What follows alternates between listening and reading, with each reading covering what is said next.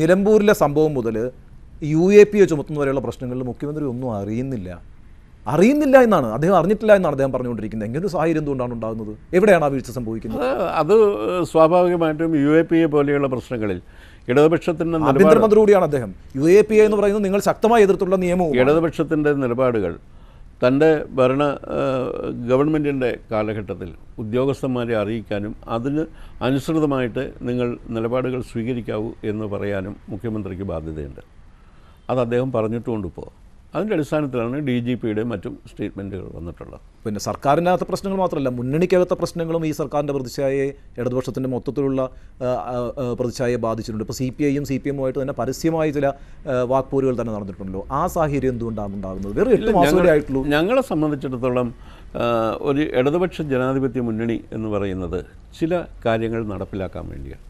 CPIയും CPMും 2 രാഷ്ട്രീയ പാർട്ടികളാണ്. വ്യത്യസ്തമായ ഐഡൻറ്റിറ്റിയുള്ള 2 രാഷ്ട്രീയ പാർട്ടികളാണ്. അതുകൊണ്ട് CPM എടുക്കുന്ന സമീപനമെല്ലാം CPIയുടെ സമീപനമാണെന്നോ CPI എടുക്കുന്ന സമീപനമെല്ലാം CPMൻ്റെ ആകണമെന്നോ ഇടതുപക്ഷ ജനാധിപത്യ മുന്നണി എന്നതുകൊണ്ട് നമ്മൾ ഉദ്ദേശിക്കുന്നില്ല. അതുകൊണ്ട് ഇന്ത്യൻ രാഷ്ട്രീയത്തിൽ പൊതുവായ കാര്യങ്ങളിൽ CPIയും CPMും ഒരു നിലപാടാണെന്ന് സ്വീകരിച്ചു വരുന്നത്. അല്ല, പക്ഷേ നിങ്ങളെ അപമാനിക്കുന്ന രീതിയിലുള്ള പ്രസ്താവനകൾ CPMൻ്റെ നേതാക്കളിൽ നിന്ന് വരുന്നു.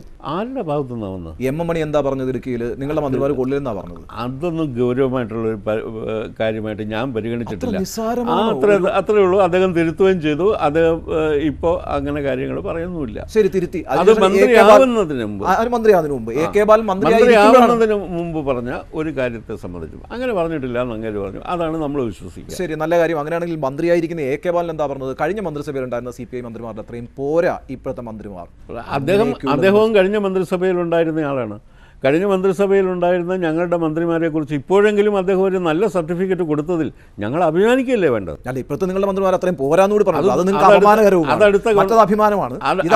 അത് അദ്ദേഹം പറയുന്ന അടുത്ത ഗവൺമെന്റിന്റെ കാലത്തായിരിക്കും. അപ്പോൾ അന്നേരം നമുക്ക് പ്രതീക്ഷിക്കാം. അല്ല, നിങ്ങളുടെ മന്ത്രിമാരെ താഴ്ത്തിക്കെട്ടുകയാണല്ലോ. അതായത് കേരള സ്റ്റേറ്റിന്റെ ഡയറിയിൽ നിങ്ങളുടെ മന്ത്രിമാരെ താഴ്ത്തിക്കെട്ടിന്റെ ഭാഗത്ത് സ്റ്റേറ്റിന് ഡയറി ഇറക്കാൻ പറ്റിയില്ല. ഞങ്ങളുടെ മന്ത്രിയെ താഴ്ത്തിക്കെട്ടിയത് കൊണ്ടൊന്നുമല്ല, ഞങ്ങൾ വിമർശനം ഉന്നയിച്ചത് കൊണ്ടാണ് അത് മാറ്റിയത്. അതല്ലാതെ ഞങ്ങളെ താഴ്ത്തിക്കെട്ടുകൊണ്ട് ഞങ്ങളെ സംഭവം അടിച്ചു വരുന്നതിന് മുമ്പേ ഞങ്ങൾക്ക് അറിയാൻ പറ്റുമോ? ഒപ്പം ഞങ്ങൾ പറഞ്ഞു ഇത് ശരിയല്ല. കാരണം അങ്ങനെ ഒരു സമീപനം എടുക്കുന്നത് നിങ്ങൾക്ക് വേണ്ടത്ര പ്രാധാന്യം എന്താണ്? അത് CPIയുടെ മാത്രം പ്രശ്നമല്ലല്ലോ. ആൽഫബറ്റിക് ഓർഡറിൽ വരണം എന്ന് പറഞ്ഞാൽ CPI ആണോ മന്ത്രിമാരാണോ എല്ലാം വരുന്നത്? അല്ലല്ലോ.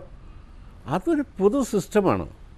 ആൽഫബറ്റിക് ഓർഡറിൽ മുഖ്യമന്ത്രി കഴിഞ്ഞാൽ ആൽഫബറ്റിക് ഓർഡറിൽ മന്ത്രിമാരുടെ പേര് കൊടുക്കണം. എന്നാൽ പിന്നെ അത് അംഗീകരിച്ചുകൂടെ? അങ്ങനെയാണെങ്കിൽ ഡയറി ഇറക്കാമായിരുന്നല്ലോ. ഒരു പ്രശ്നമല്ല. അത് ലംഘിച്ചു. അത് ലംഘിച്ചത് കൊണ്ടാണ് ഞങ്ങൾ വിമർശനം ഉന്നയിച്ചത്. CPI ഉന്നയിക്കുന്ന വിമർശനങ്ങൾക്ക് ന്യായമായ വിമർശനങ്ങളെ ഞങ്ങൾ ഉന്നയിക്കൂ. അത് കഴിഞ്ഞ ഗവൺമെൻറ്റിൻ്റെ കാലത്തും കേരളത്തിൽ ഇതുവരെയുള്ള ഗവൺമെൻറ്റുകളുടെ കാലത്ത് മുഖ്യമന്ത്രി കഴിഞ്ഞാൽ ആൽഫബറ്റിക് ഓർഡറിൽ മന്ത്രിമാരുടെ പേര് പറയും. ഓരോ പാർട്ടിയുടെ മന്ത്രിമാരുടെ കഴിഞ്ഞ അടുത്ത കക്ഷിയുടെ അല്ല. അപ്പോൾ അതൊരു നോട്ടപ്പശകായിരുന്നു. അങ്ങനെ തെറ്റായിരുന്നു എന്നതുകൊണ്ടാണല്ലോ മുഖ്യമന്ത്രി അത് ഉടൻ തന്നെ നിർത്തിവെക്കാൻ പറഞ്ഞത്, കറക്റ്റ് ചെയ്യാൻ പറഞ്ഞു. അദ്ദേഹത്തിൻ്റെ ശ്രദ്ധയിൽ ഞങ്ങൾ പെടുത്തി. അപ്പം തന്നെ പറഞ്ഞു. അതൊന്നും വേറൊരു LDFലൊന്നും ചർച്ച ചെയ്യേണ്ടി വന്നില്ല.